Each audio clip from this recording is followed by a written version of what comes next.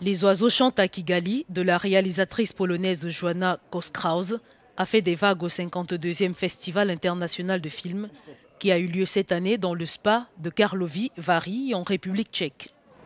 Kostrauss a commencé à travailler sur ce drame du génocide rwandais avec son mari et collaborateur de longue date, le réalisateur Christoph Krause, décédé en 2014. Commis dans le cadre de la guerre civile ayant opposé les Hutus et les Tutsis entre avril et juillet 1994, le film raconte l'histoire de l'ornithologue polonaise Anna, qui se rend au Rwanda en 1994, tout juste au moment où se déclenche un génocide sanglant. Une responsabilité polonaise pour la réalisatrice, dont le film paraît 3 ans après la mort de Christoph Krause.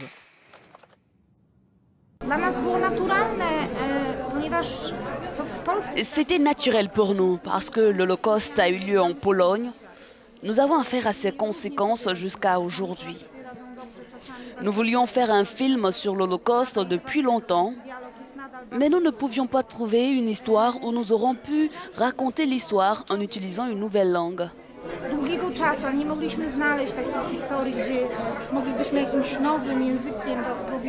À la fin, nous avons décidé, après avoir passé près de 6 ans en Afrique, que nous allions essayer d'allier ces deux éléments.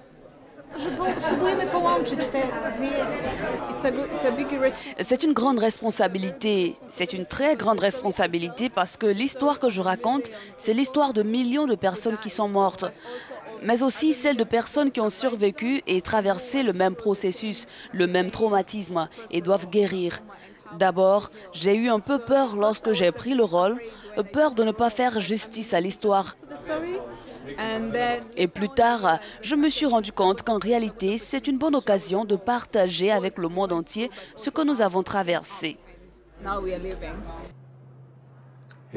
Une partie de ce tournage a également eu lieu au Rwanda à la fin de la réalisation du film. Il constitue environ un tiers de toute l'histoire, selon l'actrice polonaise Joita Budnik.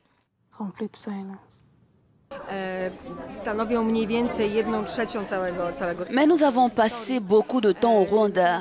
J'ai passé environ 3 mois là-bas. C'est une expérience inhabituelle.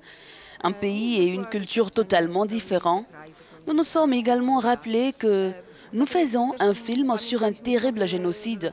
Et malgré la beauté du pays et les gens merveilleux, c'était difficile à oublier. Le génocide rwandais, l'une des plus sanglantes histoires de l'humanité, a fait environ 800 000 morts pour la majorité des Tutsis, selon l'ONU.